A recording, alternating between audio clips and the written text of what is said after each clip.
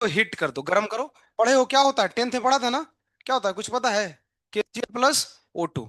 जरा देखो तो ऑक्सीडेशन नंबर निकालो तो फटाफट आ जाओ। क्लोरीन का कितना होगा बोलो ना? कितना होगा? 5 ना? 5। यहाँ पे क्लोरीन कितना है? -1, ठीक है।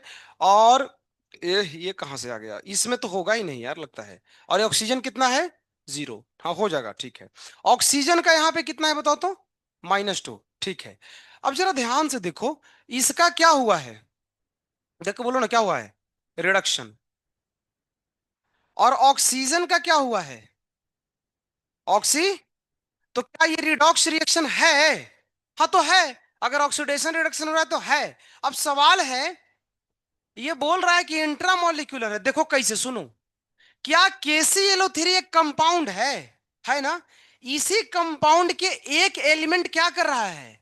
रिडक्शन। और दूसरा एलिमेंट ऑक्सीडेशन। तो इसको बोलते हैं इंट्रामोलिक्यूलर। मतलब समझ लो, एक कंपाउंड के भीतर के दो लोग अगर एक ऑक्सीडेशन करे और दूसरा रिडक्शन करे तो क्या कहलाएगा?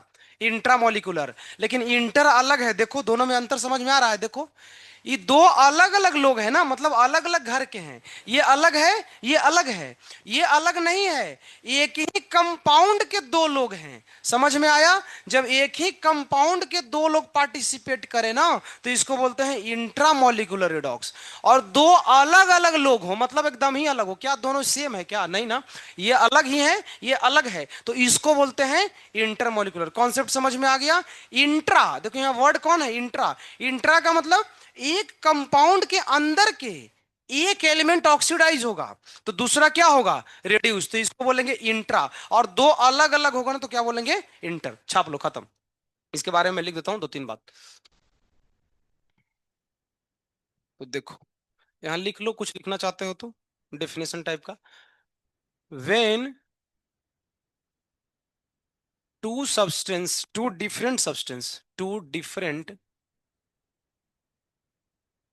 Substance participate. और इसमें क्या है? When two different substance of a same compound, same important है, एक ही कंपाउंड के हो, same compound participate.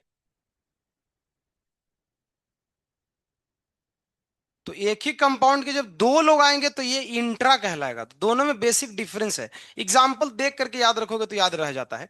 Inter school ये सब नहीं लिखना, इसको हटा दो। ये इतना बात था।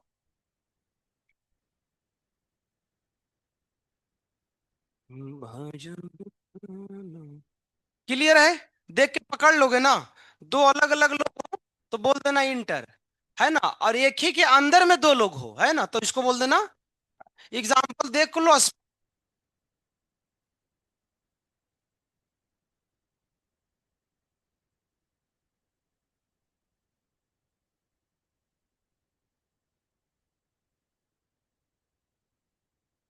तो इस पार्ट से सवाल आता है, चार ऑप्शन रहते हैं। पूछता है which of the following reaction is intramolecular. तो चार ऑप्शन में तुमको सिलेक्ट करना, टिक कर देना है ऐसे।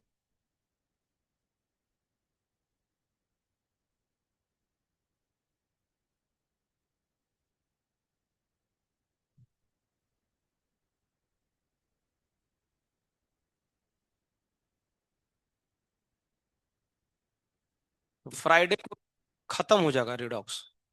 एक बैलेंसिंग पढ़ना है और एन फैक्टर पढ़ना है। याद है मोल में हम एन फैक्टर छोड़े थे? N factor of redox reaction वो भी चर्चा में बचा है, तो उसको चर्चा करेंगे, वो अंतिम वही होता है, लास्ट क्लास। फिर खत्म।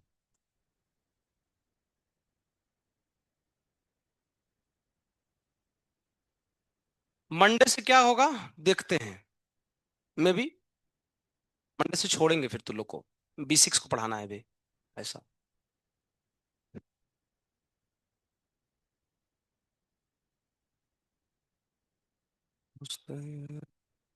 B6 बहुत बदमाश बच्चा है, सब लोग बोलता है, सही बात है। अब सर, अमर सर है ना, वो गुंडा बैच बोलते हैं B6 को। अ, बहुत मारते हैं ना बच्चा, हाँ हमको। हाँ इसलिए हम तो अभी गए ही नहीं है।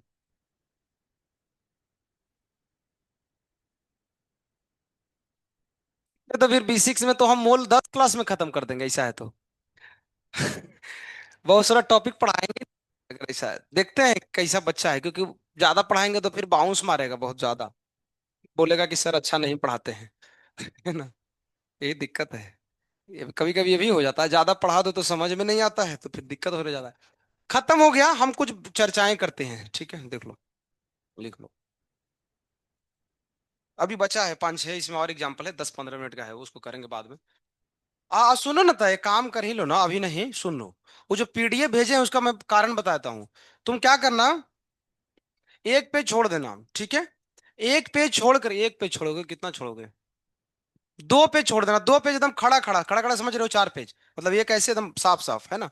2 पेज छोड़ करके, और जितना वो है ना लिखा हुआ NCERT में भेजा है, वो छाप लेना पूरा, ठीक है, वो लिख करके लाना, बहुत ज्यादा एग्जाम्पल लिख के लाओगे, टाइम बचेगा। है ना, NCERT आज भेजा था। 2 पेज छोड़ करके, जहां तक तुम लिखे हो वहां से 2 पेज छोड़ दो, ठीक है। अब फिर उसके बाद लिख लेना वो, ठीक है, फिर कल हम खत्म कर देंगे, थोड़ा थ्योरी है, लिख लोगे तो जल्दी हो जाएगा। ओके। देखो भाई, हम कुछ चर्चा करते हैं एग्जाम के बारे में, ठीक है, कुछ लोगों को पता नहीं है, हम चर्चाएं थोड़ा कम किए हैं, क्योंकि टाइम कम होता है। सुनो जरा ध्यान से, तुम समझने का प्रयत्न करो। कुछ लोग डिमोटिवेट है कि कुछ लोगों को लगता है कि उसे जेई नहीं निकलेगा, ठीक है। तो जेई में 2 परीक्षाएं होती है, जेई मेन और दूसरा कौन होता है, जेई एडवांस, ठीक है। तो देखो, जो सीईटी का तैयारी करने के लिए सोच रहा है वो तो पहले ही छंट गया ना, तो उसकी तो चर्चा हम करना ही नहीं चाहते हैं। क्योंकि सीईटी तो क्लास में सोने से भी निकल सकता है, क्लास में सिर्फ आओ और सो जाओ, है ना, कान से आवाज जाएगा, टीचर बोलेंगे तो ये सीईटी निकल जाता है। एक है 12th में लड़का, एकदम निहायती नालायक था, 98% आ गया है, तुक्का मारा था, सब सही हो गया उसका, है ना। तो अब पता नहीं कैसे सही कर दिया, तो इसकी चर्चा हम नहीं करेंगे सीईटी का, हम चर्चा करेंगे जेई का। तो देखो भाई, समझने का प्रयत्न करो। जेई की जो परीक्षा होती है वो एनटीए कराती है, और इसमें 11 लाख लोग फॉर्म भरते हैं, लगभग 10 से 11 लाख लोग परीक्षा में बैठते हैं। तो अगर हम देखा जाए तो 11 लाख हम मान लेते हैं कि ये एस्पिरेंट हैं, जो कि एग्जाम में बैठ रहे हैं। इनमें से जो जेई मेन निकालेंगे ना, मतलब जिनका कट ऑफ क्लियर होगा, वो मुश्किल से 3.5 लाख लोग होते हैं, है ना, जो कट ऑफ को। तो देखो, कंपटीशन कुछ नहीं है, तुम लोग को लगता है कि कोई कोटा में पढ़ रहा है तो कंपटीशन है, कुछ नहीं है, कोटा में लोग लोटा ला लेके आता है वहां से, पता है। देखो, देखो तो 3.5 लाख स्टूडेंट जो है, जो कट ऑफ को पार करेंगे, कितना बचा बताओ तो। ऑलमोस्ट 8 लाख बच्चा तो ऐसे ही चला गया घर, है ना, काम खत्म। ये 3.5 लाख जो बच्चे जो कट ऑफ क्लियर करते हैं, सिर्फ कट ऑफ क्लियर किए हैं, कट ऑफ का मतलब ये नहीं होता उसको कॉलेज मिलेगा, मान लो 70 नहीं, 92 परसेंटाइल कट ऑफ है, सपोज करो जनरल कैटेगरी का, मान लो 92 पे हुआ है रिजल्ट। तो 92 पे जिसका रिजल्ट हुआ है, क्या उसको कॉलेज थोड़ी मिलेगा, वो तो जेई में सिर्फ पास किया है ना। तो तुम बोलोगे पास क्यों किया सर, फायदा क्या है, हाँ। बोला जाता है कि जो जेई मेन पास कर लेता है ना, उसको मौका मिलता है किसमें बैठने का, एडवांस की परीक्षा में। तो जो कट ऑफ क्लियर करते हैं वो एडवांस का परीक्षा दे सकते हैं। अब जो 92 लाया है जेई मेन में, क्या उसे एडवांस निकलेगा, नहीं, तो कट ऑफ क्लियर करके भी क्या उखाड़ लिया, समझ रहे हो। तो ये जो 3.5 लाख बच्चे हैं ना, इनमें से मैं तुमको अगर सच्चाई बताऊं, तो इनमें से मुश्किल से 1 लाख ऐसे बच्चे होते हैं, सिर्फ 1 लाख है, जो बच्चे एडवांस की परीक्षा में बैठेंगे, 1 से 1.5 लाख, इससे ज्यादा नहीं बैठते हैं। मोस्टली लोग तो एग्जाम का फॉर्म भरते हैं, एग्जाम ही नहीं देने जाते हैं एडवांस में। अब 1 लाख भी अगर बच्चा एडवांस में बैठा या 1.5 लाख बैठा, फॉर्म तो सब लोग भरते हैं, लेकिन हम उसको काउंट नहीं करते हैं, ठीक है। मान लो कि शेर है, उसमें चूहा अगर दौड़ ही रहा है, तो दौड़ने से क्या फायदा होगा, समझ रहे हो ना। वो सिर्फ भीड़ है कि चूहा भी दौड़ रहा है, लेकिन चूहा को दौड़ने से क्या होगा, रिजल्ट तो उसका नहीं होने वाला है। ये जो 1-1.5 लाख बच्चे एडवांस में बैठेंगे ना, इनमें से 11,000 जो बच्चे होंगे, वो एडवांस क्लियर करेंगे, उनका सिलेक्शन होगा आईआईटी में। जो 11,000 बच्चे आईआईटी में सेलेक्ट होते हैं, इनमें से सब लोग आईआईटी नहीं जाते हैं, क्यों। अब जिसका रैंक 11,000 है, वो 11,000 वाला आईआईटी लेता ही नहीं है, वो सोचता है कि उसके अच्छे मार्क्स आते हैं मेंस में ना, तो ये एनआईटी ले लेता है। यहाँ भी कुछ लोग हैं जिनके हाई मार्क्स आते हैं तो छोड़ देते हैं, आईआईटी नहीं लेते, क्योंकि लो ब्रांच मिलता है। तो मुश्किल से देखा जाए ना, तो 11,000 में से 8,000 ऐसे बच्चे होते हैं, 8,000 जो आईआईटी में जाते हैं हर साल, ऑलमोस्ट। बाकी लोग इसमें से एनआईटी में जाएंगे। अब जरा ध्यान से सुनो, ये तो एडवांस का चर्चा हुआ। 1 लाख में से 10 से 11,000 बच्चा मान लो चला गया आईआईटी में, बचा कितना, 90,000। सिर्फ 90,000, 80 से 90,000 हैं जो बच्चे कहाँ जाएंगे? एनआईटी में। एनआईटी इंडिया में टोटल कितना है पता है किसी को? 31 एनआईटीज हैं। कितने हैं? 31। एक एनआईटीज में ऑलमोस्ट जो एक साल में एडमिशन होते हैं, वो लगभग हम बता रहे हैं 1,000 बच्चों का होता है। लगभग किसी कॉलेज में 900 समथिंग होगा, किसी में 1100 होगा अप्रोक्स। हर एनआईटी में एक साल में 10 ब्रांच होते हैं एवरेज। किसी में 11, एआई आ गया है तो थोड़ा ब्रांच बढ़ गया। एवरेज बता रहा हूँ। एक कॉलेज जो एनआईटी है ना, 1,000 बच्चों को दाखिला करता है। तो 31 अगर एनआईटी है तो कितना बच्चे आ गए बताओ? 30 से 31,000 बच्चे है ना। इतना ही बच्चे जो है ना एनआईटी में जाएंगे। तुम बोलोगे बाकी कहाँ जाएगा? इसके अलावा और कॉलेज होते हैं, उसको बोलते हैं जीएफटी। इसको बोलते हैं जीएफटी आई बोलते हैं, गवर्नमेंट फंडेड इंस्टीट्यूट होता है। इसको इसका मीनिंग होता है 50% प्राइवेट और 50% कौन सा? गवर्नमेंट होता है। इसको अर्ध सरकारी बोलते हैं। तो कुछ बच्चे इसमें जाएंगे। इसमें जो जाएगा ना उसका जीवन में कुछ नहीं होने वाला है, मैं लिख के देता हूं।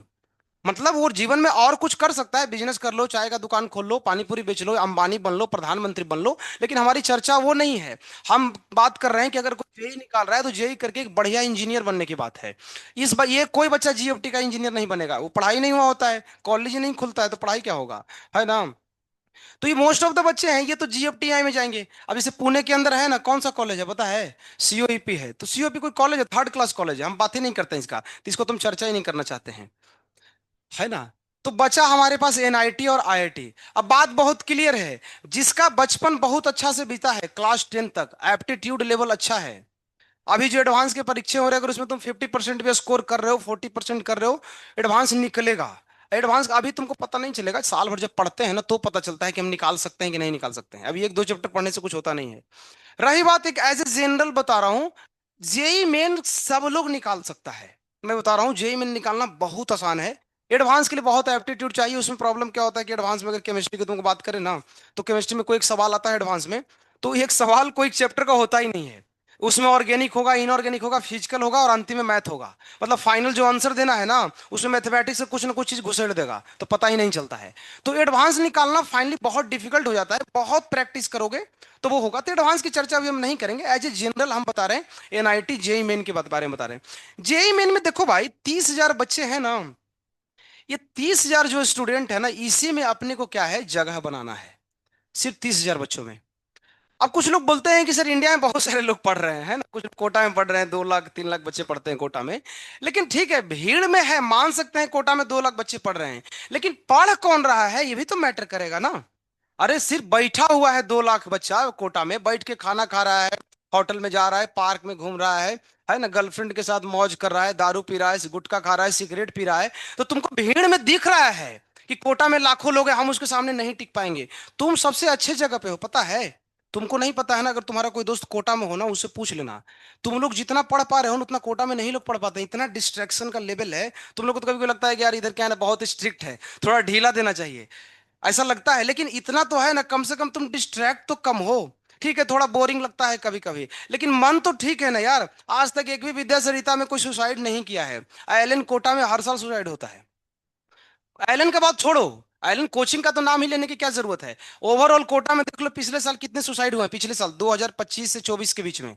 हर एकदम हर महीने होता है सुसाइड। बताओ ऐसा क्यों होता है? क्योंकि वहां जो मैक्सिमम बच्चे जाते हैं ना, पहले बात तो डिस्ट्रैक्ट हो जाते हैं, और देख देख के डिस्ट्रैक्ट हो जाते हैं एक दूसरे को। मान लो कोई पढ़ने में बहुत तेज है ना, और दूसरा कोई बहुत लो है, तो वहां क्या करते हैं, जो बहुत पढ़ने में तेज होते हैं ना, उनके लिए एक अलग बैच बना देते हैं। वैसे तो यहाँ भी है ना, जिसको एफटी बोलते हैं। लेकिन जो पढ़ने में गधा है ना, उसको ऐसा बैच में डालता है कि वो गधा से और बकरा बन जाएगा कुछ दिन में।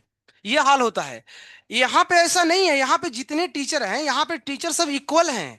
टीचर में अंतर नहीं है, बैच में अंतर है। मतलब अगर हम पढ़ा रहे हैं तो हम एफटी को अगर पढ़ाएंगे तो हाँ ये है कि थोड़ा स्पीड पढ़ाएंगे, थोड़ा क्वेश्चन ज्यादा कराएंगे। लेकिन ऐसा तो नहीं ना है कि कोई बैच मान लो एफटी का नहीं है तो उसको ला करके थर्ड क्लास टीचर लगा दो। कोटा में यही होता है। तो कोटा में जो बचा ना, सिर्फ 1% जो बच्चे होते हैं ना, उनका रिजल्ट होता है कोटा में। क्यों? क्योंकि उनके लिए एक अच्छा बैच मिल जाता है, वो अच्छा कर लेते हैं, उनका रिजल्ट हो जाता है। और उन्हीं के रिजल्ट को कोचिंग वाले क्या है ना, बैनर में लगा के साट देते हैं। तो लोगों को लगता है कोटा में बहुत रैंक आता है। हजारों की संख्या में 99% जो बच्चे हैं ना, वो कोटा से बैक टू रिटर्न आ जाते हैं लोटा लेकर के घर पे। ये हाल होता है कोटा वालों का, क्योंकि वहाँ पढ़ाई नहीं होता है। तुम्हारे बैच में कोई अगर रैंकर होना एक डाउन जाता है ना रिजल्ट, तो कोई काउंसलिंग वुसलिंग भी सिस्टम नहीं है। तो हम लोग पूरा दिन भर काउंसलिंग ही करते हैं 7 बजे तक बैठ करके सब टीचर लोग, है ना। तो यहाँ पे तुम एक अच्छे माहौल में हो। तुम्हें ऐसा कभी कभी होता है, इंफीरियरिटी कॉम्प्लेक्स इसको बोलते हैं। कभी कभी फील होता है कि यार पता नहीं रिजल्ट होगा कि नहीं, बहुत सारे लोग हैं। मैं बोलते हैं अगर तुम अच्छे सिस्टम में आ गए हो ना, मैं गारंटी देता हूँ। एडवांस की गारंटी नहीं दूंगा क्योंकि डिपेंड करता है तुम बचपन से कितना पढ़े हो, लेकिन मेंस की गारंटी देते हैं कि कोई बच्चा अगर 2 साल जितना टीचर पढ़ा रहे हैं, कोई भी फिजिक्स केमिस्ट्री मैथ हो या बायो हो, नीट का अगर हो चाहे जेई का हो, कोई भी हो, तुम बहुत इजीली कर सकते हो। डेली की डीपीपीपी है या फिर जो क्वेश्चन दे रहे हैं, जो पीवाईक्यू है, या जो जो ही बुक सर बता रहे हैं, अगर उतना कर लो ना, जेई में निकल सकता है। कुछ भारी नहीं होता है भाई, तुमको बताता हूँ जेई में का। देखो, जेई में अगर मान लो ना कि कट ऑफ गया, मान लो जनरल कैटेगरी है, तो 92% के आसपास, परसेंटाइल नॉट परसेंट, परसेंटाइल इतना कट ऑफ गया, तो 92% अगर कट ऑफ है ना, तुम अगर 95 इतना है तो, अब मान लो कट ऑफ ही नीचे चला गया, 85 चला गया, तो उसकी अलग बात होगी। अगर तुम 95% ले आते हो ना, कट ऑफ से थोड़ा सा आगे, तुमको इंडिया के टॉप 10 एनआईटी जो है ना, उसमें मिलेगा ही मिलेगा कॉलेज, गारंटी है। 95%। अगर ओबीसी है तो थोड़ा और बढ़िया, और एससी एसटी है तो हम बात ही नहीं करना चाहते हैं। एक्चुअली एससी एसटी में अगर सिर्फ परसेंटाइल क्लियर हो गया, मैं तुमको बताता हूं, अगर कोई एससी एसटी कैटेगरी का 2 लाख रैंक भी लेके आया है ना, उसको इंडिया में एनआईटी, कोई भी एनआईटी मिल सकता है। एससी एसटी कैटेगरी को इतना बेनिफिट है। गर्ल्स का रिजर्वेशन बहुत ज्यादा है, 50% रिजर्वेशन है ना। तो हमें लगता है जब डिमोटिवेट हो ना, तो ये सब चीज सोचो कि हम ओबीसी हैं या एससी एसटी हैं। देखो जनरल हो तो थोड़ा पढ़ना पड़ेगा भाई, जनरल को थोड़ा रिजर्वेशन नहीं है तो थोड़ा सा मेहनत करना पड़ता है, लेकिन कोई फर्क नहीं पड़ता है, and वो हो जाता है, वो चीजें हो जाती, उतना उतना मैटर नहीं करता है। और गर्ल्स हो ना तो और ज्यादा ही फायदा है, पूरा ही रिजर्वेशन है 50%। अब इसका मतलब आज से सो जाओ कि हम तो गर्ल्स हैं, हमारा अपना तो रिजल्ट कंफर्म है। नहीं, ऐसा नहीं है, क्योंकि गर्ल्स में रिजर्वेशन में गर्ल्स के अंदर कंपटीशन है, पता है ना। अरे मान लो 50% रिजर्वेशन है, तो गर्ल्स का रेस है ना, तो सारे गर्ल्स भी तो पढ़ रहे होंगे ना, तो तुम्हारा अपने जेंडर के साथ कंपटीशन है, ये प्रॉब्लम है। तो इसीलिए एवरेज पढ़ाई अगर करोगे ना, एवरेज मतलब जितना क्लास में कराया जा रहा है, कॉपी में जितना जो टीचर पढ़ा रहे हैं उसको अपडेट रखो, रिजल्ट हो ही जाएगा, मैं बता रहा हूँ, आराम से हो जाएगा। तुम टारगेट लेके चलो, देखो एवरेज बता रहा हूँ, अगर सबके लिए बता रहा हूँ, ओवरऑल पढ़ने में तेज हो गधा उसे मतलब नहीं है, तुम 60,000 के अंदर अगर रैंक लेके आ गया ना जेई मेन में, टेंशन खत्म है। मैक्सिमम बोल रहा हूँ 60,000 के आसपास, है ना। कोई भी कॉलेज मिल सकता है 60, 65, 55, 50, 70,000, अंडर 1 लाख या 90 से नीचे आना चाहिए। कोई कॉलेज मिल सकता है। एनआईटी त्रिची नहीं मिलेगा, त्रिची के लिए और ज्यादा रैंक चाहिए, टॉप फर्स्ट एनआईटी में। लेकिन त्रिची के बाद आता है कालीकट, आता है, फिर नागपुर है तुम्हारा महाराष्ट्र वाला, ये टॉप 5 एनआईटीज में है। और तुम लोग अगर महाराष्ट्र के हो ना, एकदम प्योर, प्योर ही होगा ना, इम्प्योर थोड़ी होता है कुछ, ठीक है। तो अगर प्योर, अगर महाराष्ट्र के हो, तो हर स्टेट में स्टेट कोटा होता है।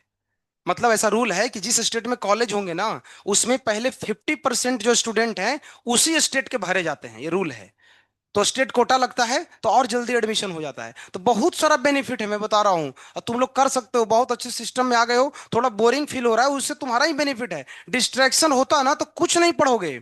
तुमको अगर 100 बात में, अगर यहाँ पे 80 बात भी समझ में आ रहा है या 60 भी समझ में आ रहा है ना, कोटा जाते ना 10 भी समझ में नहीं आता। अगर किसी का दोस्त कोटा में पढ़ रहा हो, मोल अगर तुम पूछो, वहां भी टीचर पढ़ाए होंगे ना, लोगों को बाउंस मारता है, क्योंकि वहां पे टीचर टाइम नहीं देते हैं, बहुत स्पीड में पढ़ाते हैं, कोटा में बहुत तेजी से पढ़ाते हैं। हम लोग एक एवरेज से बिलो पढ़ाते हैं, धीरे धीरे करके, जो कोई क्लास का कैसा भी गधा बच्चा हो सबको समझ में आए। इसीलिए हमने एडवांस का कॉन्सेप्ट लाया, क्यों कि क्लास के जो टॉपर लोग हैं ना उनको सेपरेट करने के लिए। और नहीं तो हम वैसा भी कर सकते थे, क्लास में एडवांस कराना शुरू करो, तो साला जो इसका लेवल खराब है वो और खराब हो जाता है ना। तो ये सारी व्यवस्था तुमको दिया जा रहा है, तो सब लोग आगे बढ़ सकते हो, है ना। तो है तरीका, तो ज्यादा टेंशन लेने की जरूरत नहीं है। मतलब ऐसा नहीं है कि अब जाकर के खा पी के सो जाना है ना। ऐसा नहीं, हम तुमको बता रहे हैं, ये मोटिवेट ऐसा नहीं कर रहे, ये डेटा के आधार पर तुमको मोटिवेट कर रहा हूँ। रिजल्ट हो सकता है, तुम लोग मत डरो, कहीं कोई पढ़ाई कर रहा है कोई लेना देना नहीं है।